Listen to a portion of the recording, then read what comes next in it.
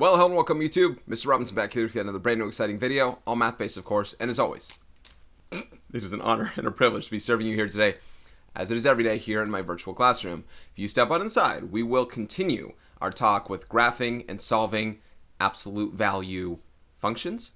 Only last time it was with equations, this time it will be with inequalities. Now, if you did not see my previous videos, or if you do not know how to solve absolute value equations graphically and algebraically, I do ask that you check that one out first, or at least the understanding of what's going on with those graphically and algebraically, because the things that I talked about there, I will gloss over here and get more into the inequality talk within it. So the conditions that we create when they're algebraic, the idea of the points of intersection and finding the x values when they're on graphs, stuff like that, they'll be talked about again. But if you don't have those prerequisites covered on how to graph absolute value functions, how to find their points of intersection with them, how to solve absolute value functions and create the conditions and understand those no solution cases, which very well may occur here, you're going to want to look at that first. And then you can jump back here. I'm going to do a plethora of practice problems here, graphically and algebraically, and I sure hope that you enjoy your time here and ask me questions if you do end up having any. So without further ado, guys, I'm going to go ahead and get started here. And I already started to create some underlined conditions here. I really want you to start to separate and understand that when we solve these graphically, we have two different equations that we'll be graphing. And then what we're going to do is compare them, not when they're equal, but rather maybe if they're equal, but also if they're possibly less than or possibly greater than. And that's what the inequality thing is all about here.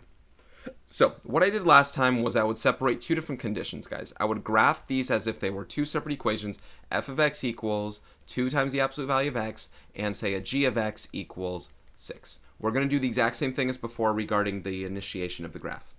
We'll graph them. So this first one, 2 times the absolute value of x, there is no horizontal or vertical translation. It has a vertex of 0, 0. The stretch factor of 2 means we have rise of 2, run of 1, and I'll continue that forward here and here. With the V shape, again, one of the prereqs, something I expect you to be able to do at this point. This isn't a part I'm teaching as much as I am just getting you the process and what it is that we're looking for when we solve graphically. So there is f of x equals 2 times the absolute value of x. Now let's graph g of x equals 6, which is straight up a straight line. So it's a straight horizontal line that goes across y equals 6 like this. And here we have it.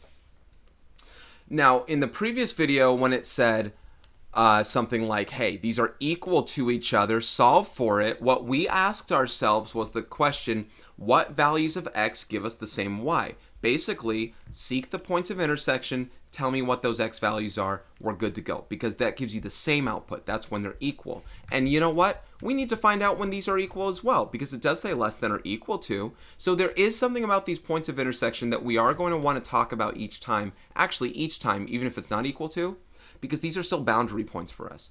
This, where x equals -3, is something that's going to be important for us. And this, where x equals +3, once again, is something that's going to be important for us.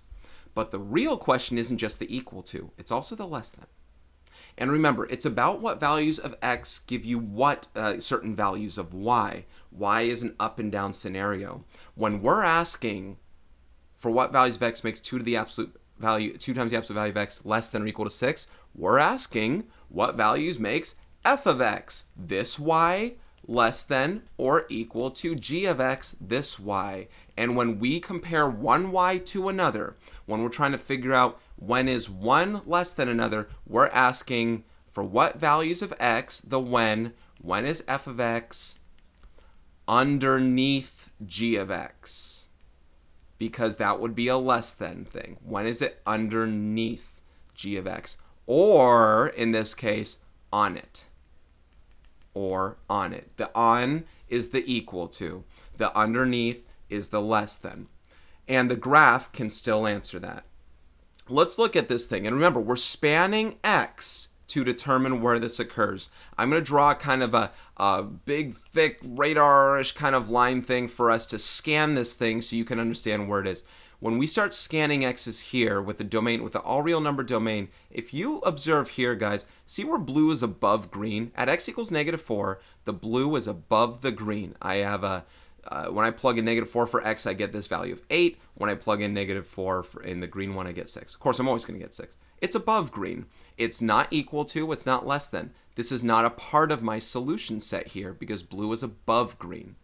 But once I hit negative 3, this is one of the solutions where it's equal to, right? Blue is on green. This is when it's on it. Negative 3 is one of our possible solutions because it can be equal to. We've been doing the equal tos. That hasn't stopped. Now check this out. As I keep continuing scanning, now blue is underneath green. This is what we're looking for. When is blue underneath green? Right here. From negative 3, it's equal to it. And as I keep going to negative 2, it's underneath.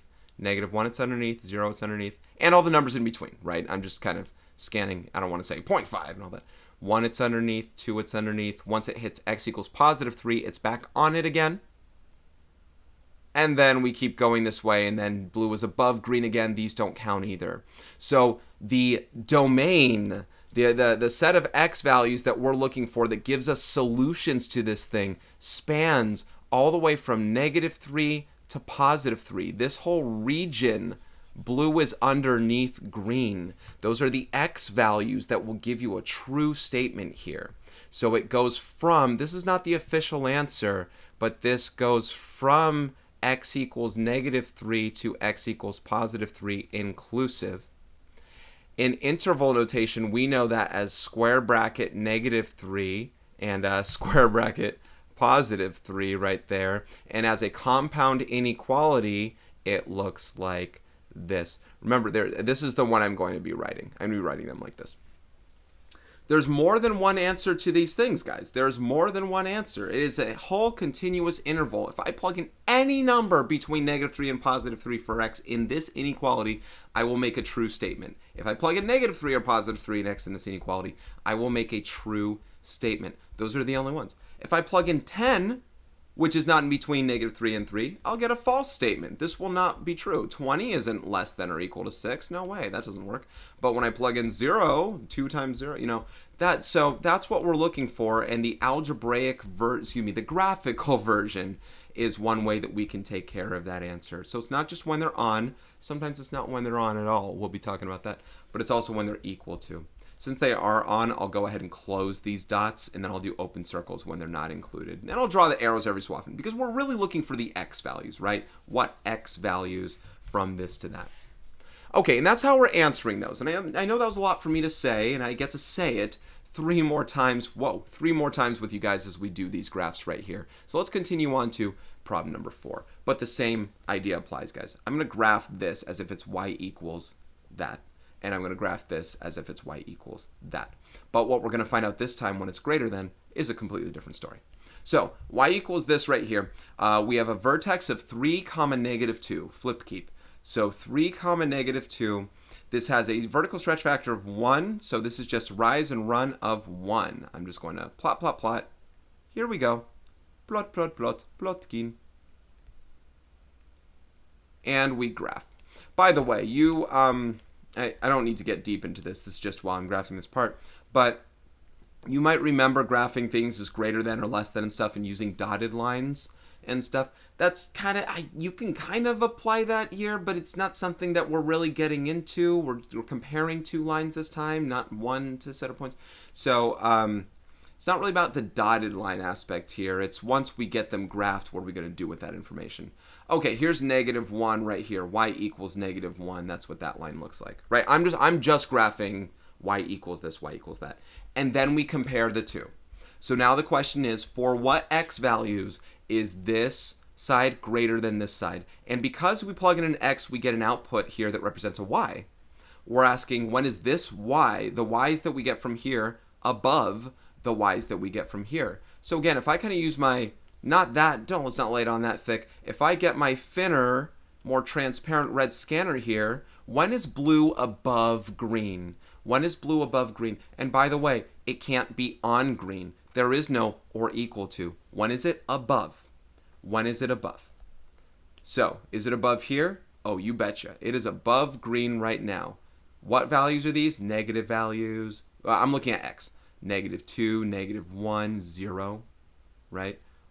Positive 1. And then once I hit 2, it seems to be on it. 2 isn't allowed, but it is a boundary point. It is still something we got to make reference to and say, here's where I'm doing an open circle, and says that once we hit 2, that creates the barrier and threshold from when blue is above to when it's on and no longer above. But it seems like because absolute values have the nature of bouncing back, we got to scan more than just this. So here it's true. Anytime that x is less than 2, it seems like that is actually a solution to this inequality setup. But there may be more. So past on 2, it doesn't count, right? Because it's no longer less than, it's equal to it. 3, it's underneath. That doesn't count either, right? I need it to be above it. Greater than's above. So no. And on 4, again, another boundary point. On 4 is not allowed because we can't be equal to. It's on it. But what if we're greater than 4 for x? Now blue's above green, blue's above green, blue's above green. And for the remainder of your domain as x approaches positive infinity, blue will remain above green because of the nature of both of these graphs here. So blue will be above green also when x appears to be greater than 4. Now I'm going to include this or here, or x is greater than 4, and that's going to be my answer there, these two things. Now I'm going to go back to number 3 and talk about something there, because we got to compare why I did a compound inequality here versus kind of a split of things with the word or here. I will let you know this. If you wanted to write this as a non-compound inequality, I could have said this. X is greater than or equal to -3, which means to the right of -3, but we had to be within here, right? And x had to be less than or equal to positive 3. This is another version of a compound inequality answer. You can do that. Now there's an importance between the words and or. And means you need to satisfy both conditions. I have to be greater than -3 and less than 3. I can't just be one or the other.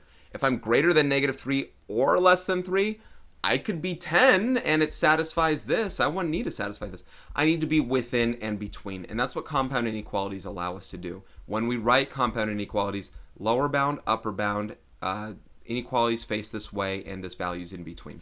It's always in between. It's an and case. Or cases are the split. You're either one or the other. You can't be both. You can't be less than 2 and greater than 4 at the same time. Never. We have to satisfy both conditions there. If I'm 0, if x is 0, is that less than 2? Yeah. Is it greater than 4? No. Does it matter? No. It's less than 2. So it's satisfied. It's a part of your solution set. So we use the word or when we talk about a split. We use and when we talk about in between. And we can use compound inequalities when we use and. I could not do this. If x is less than 2, greater than 4, I couldn't put 2x 4 like that. Compound inequalities don't have arrows go this way, no matter how your bounds go. You couldn't put this either. You can't have lower bound greater than upper bound. You can't have arrows go this way. Arrows, the symbols, the little symbols here go this way. These should represent and cases. This is not an and case. I want to make sure that that notation makes sense. You will often not see me write and. You'll see me do the compound inequality to represent and or is for the splits. So the or case, again, we satisfy here and here. And I know I'm being particular with this. This is just something that we need to make sure that we understand as I continue forward for the rest of these problems.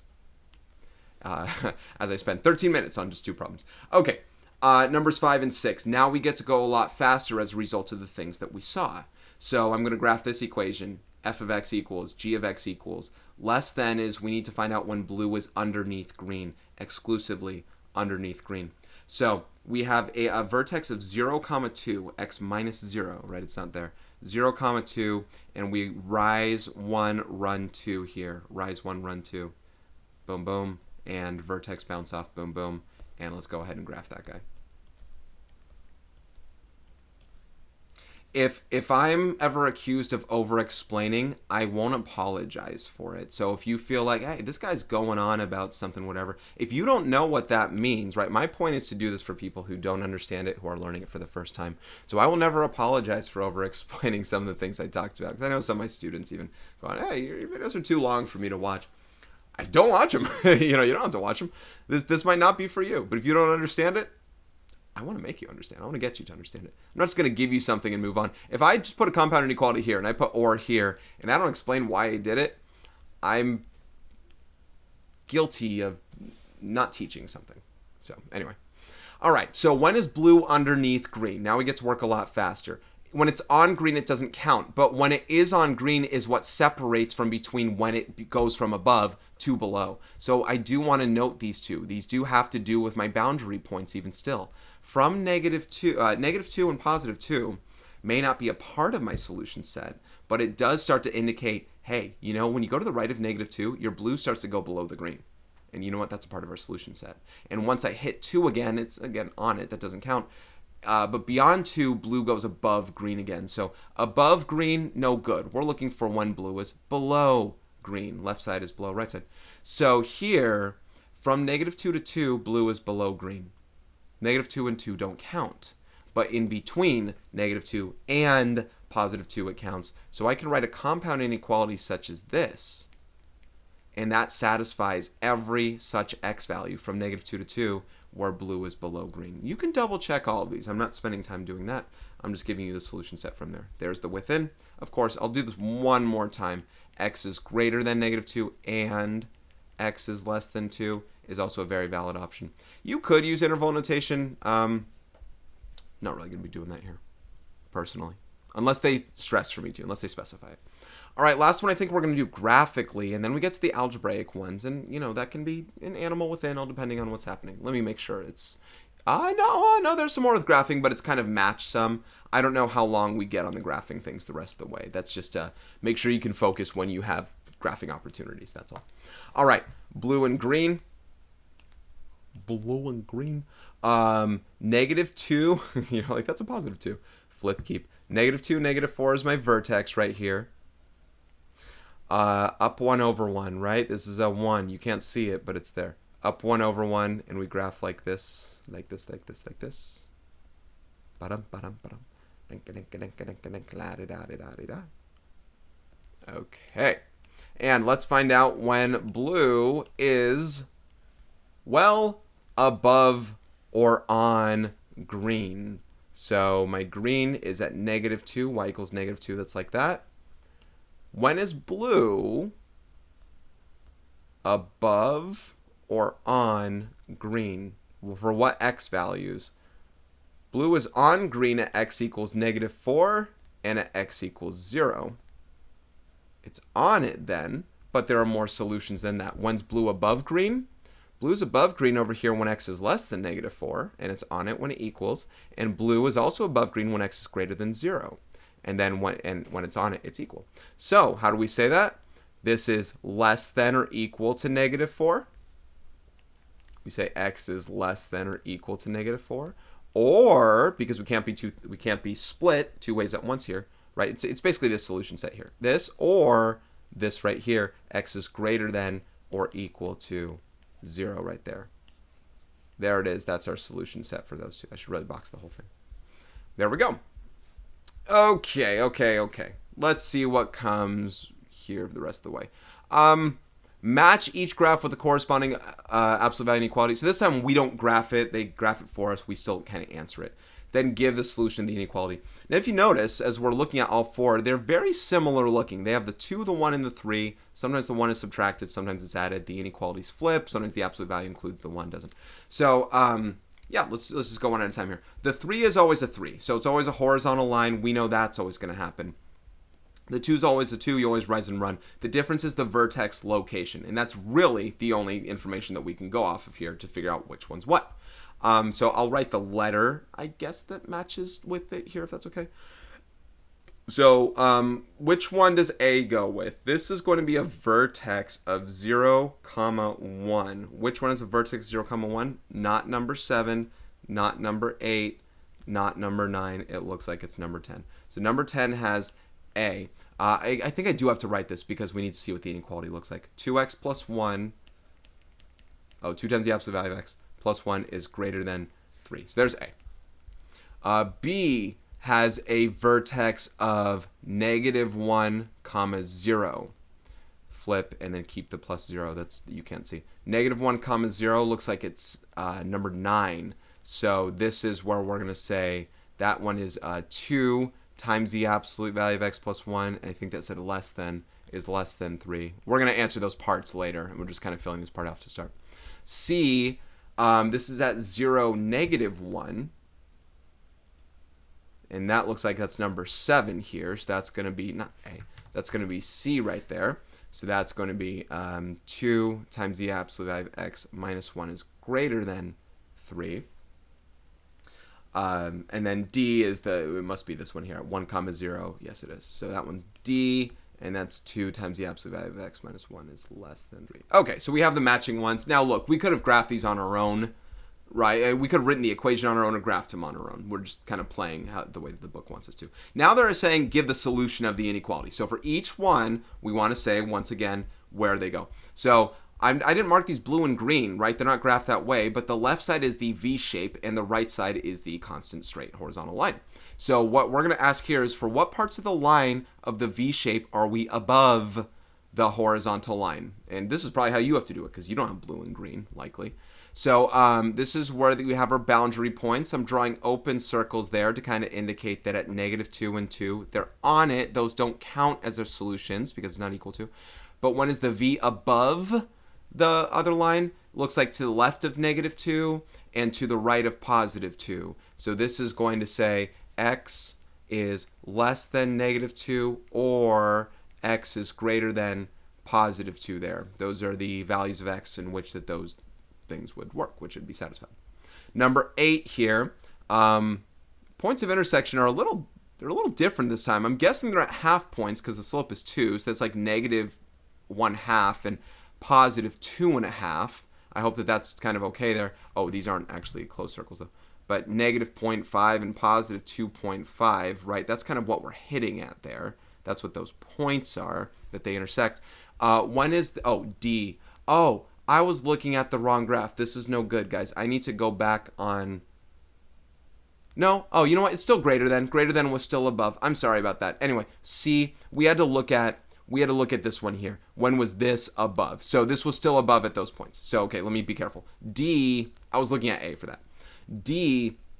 Right here is less than. When is the absolute value graph below the line? So in between this point and that point, in between we're below it. So that's going to be between -0.5, and that's kind of an exact decimal, and +2.5, right? That's kind of the in-betweenness of those ones there for D. That's when it's underneath.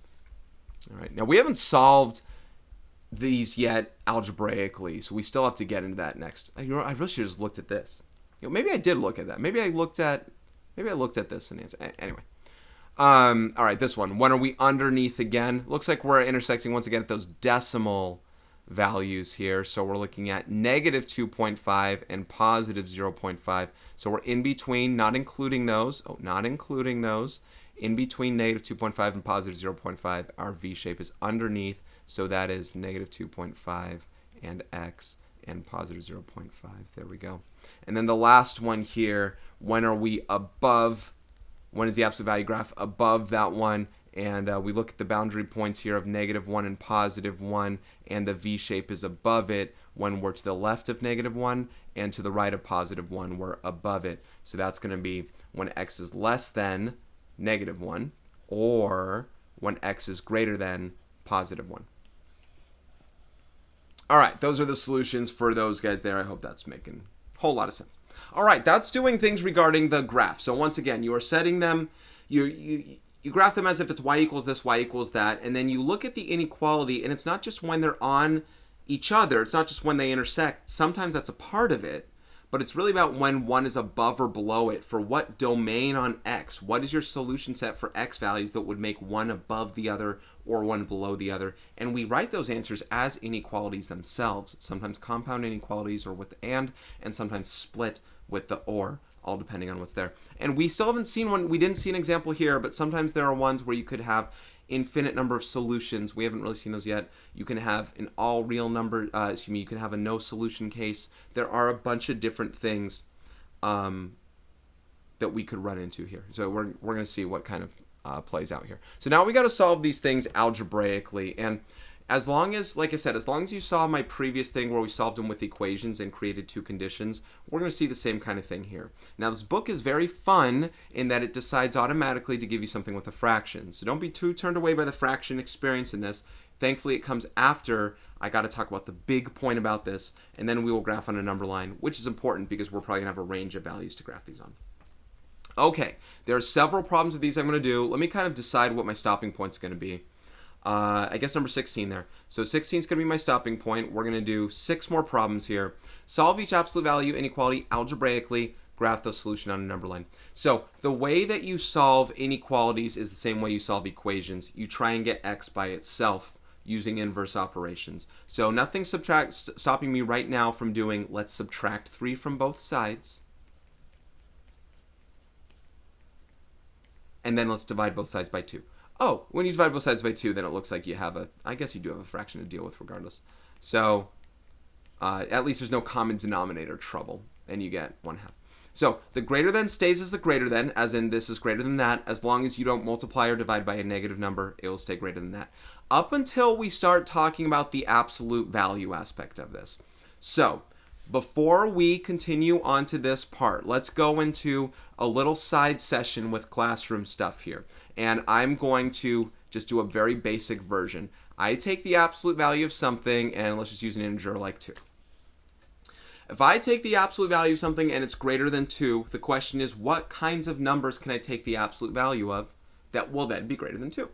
And what you have to remember is that, number one, well, this is the main thing. When you take the absolute value of a number, the result is positive. Of a positive or negative number, the result is positive. And we want to choose numbers that will end up being greater than 2. So, if I take the absolute value of 3, that gets me 3. That would be greater than 2, right? Here's the thing. If I took the absolute value of -3, -3 may not be greater than 2, but when I take its absolute value, it'll be greater than 2, because both of these give you 3 is greater than 2. Both of these lead to this here. I need numbers that are larger than 2. And when I say larger, I am referring to absolute value. I mean whether it's a larger negative or a larger positive, right? If it's a larger negative number like -100, it turns into 100.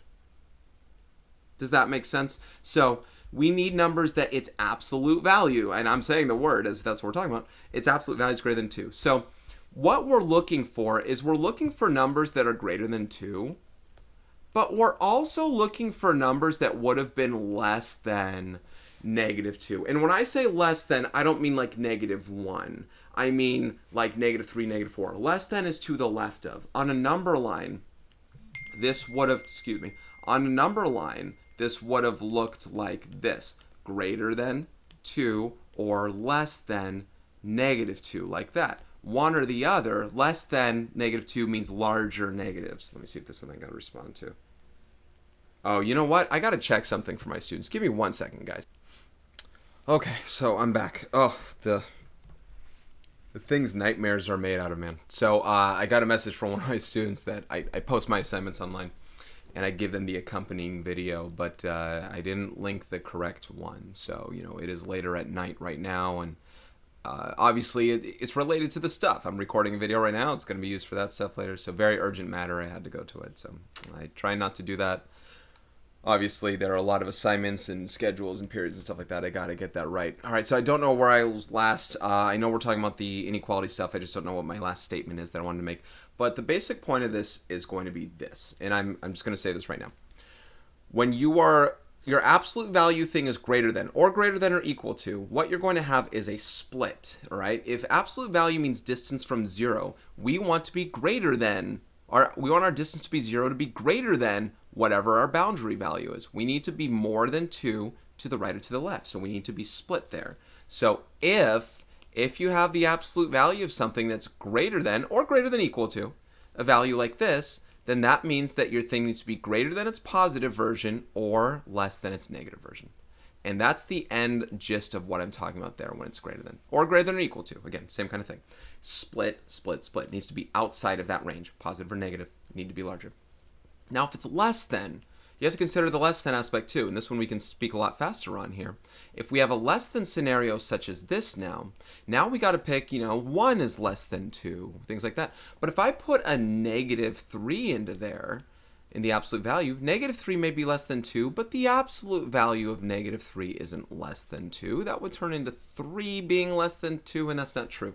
We need to find smaller numbers, smaller positives, smaller negatives, heck, even 0, right? That would be something where x needs to be less than -2 from the right and from the right to the left, and less than negative 2 from the left, as in we're getting closer to 0. So this would be that within case right here. We'd be in between negative 2 and positive 2 in those cases there. So in a general sense here, because I need to get to the problems, if the absolute value of x is less than some positive number that we're talking about, then we either need to be, then we need to either be less than its positive version, sorry, not either. We need to be both less than its positive version and greater than its negative version. And greater, of course, means closer to 0, or, even 0 included. The other version that I would tend to write is going to be the compound inequality, which is like that right there. So let me kind of stick to that one.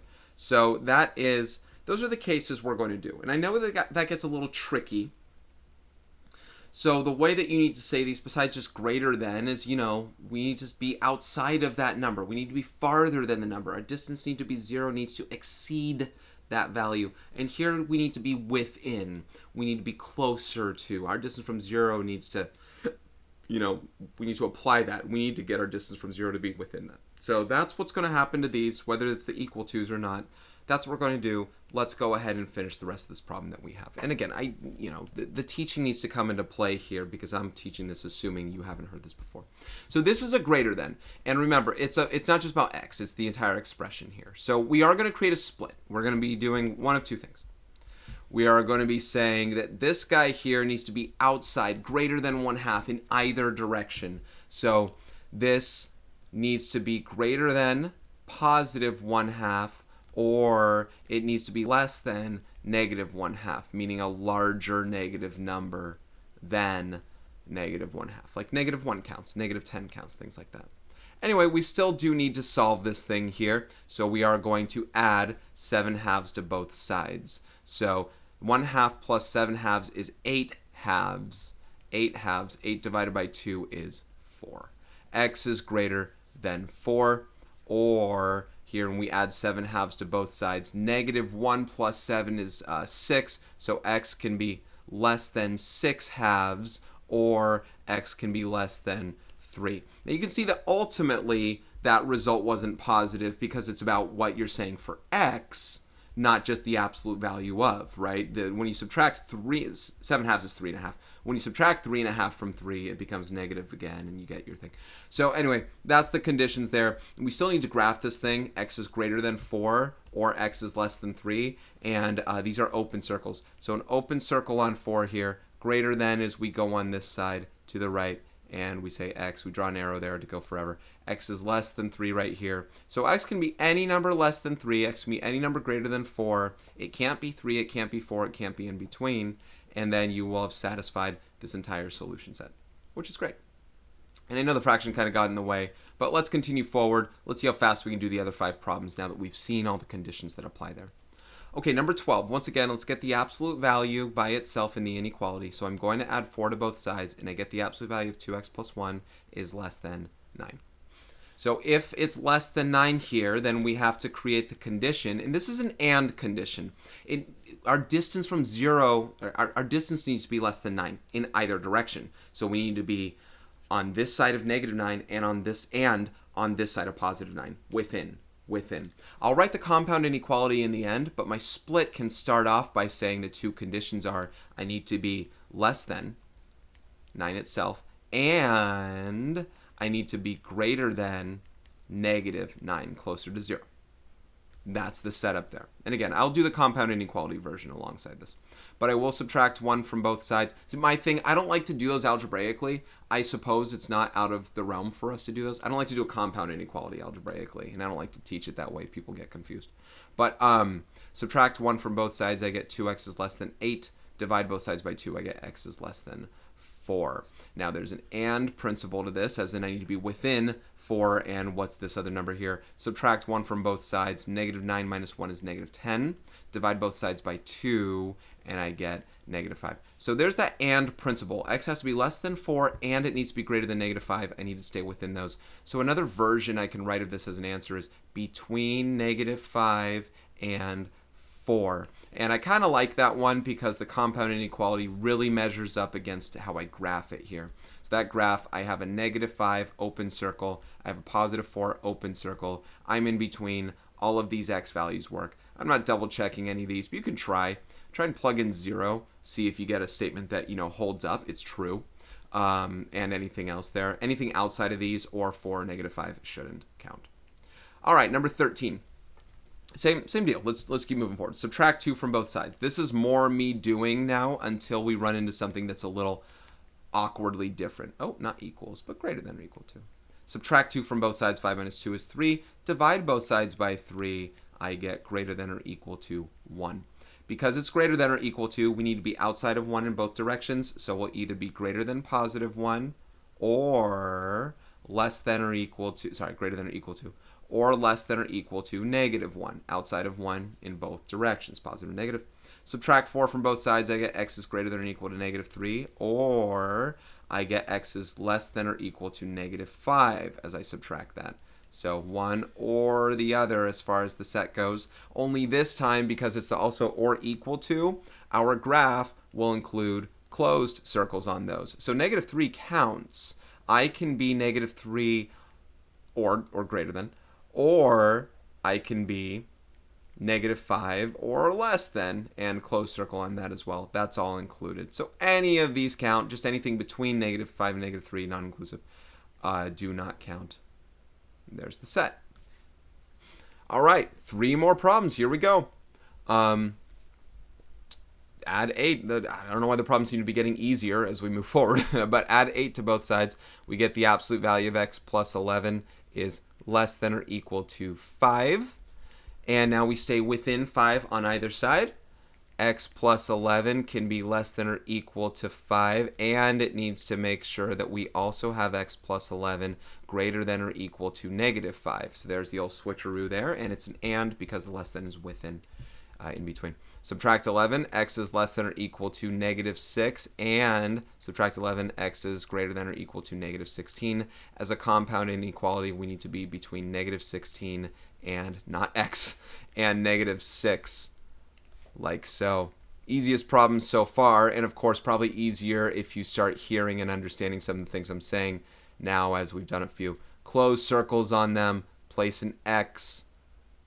Yeah, you don't have to place the x. I like to place the x on these things to say that's what I'm talking about. It wasn't the original expression that we're comparing to. It's the variable here, the x needs to be, to make sure we're in between.